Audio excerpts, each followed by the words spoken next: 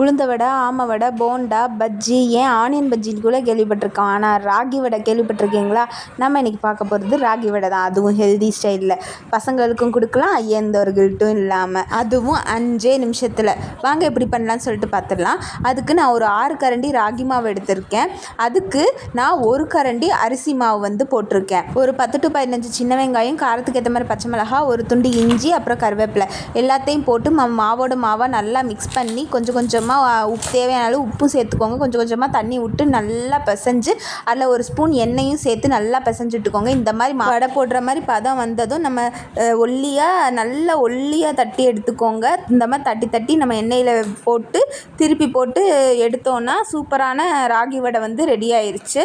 இது வந்து நம்ம கிட்ஸுக்கு வந்து கொடுக்கணுன்னா இந்த போண்டா போடுவோம்ல, அந்த மாதிரி போட்டும் கொடுக்கலாம். நல்லா கிறிஸ்பியாக இருக்கும். இந்த மாதிரி ஹெல்தி வீடியோஸ்க்கு லைக், ஷேர் அண்ட் சப்ஸ்கிரைப் பண்ணுங்கள்.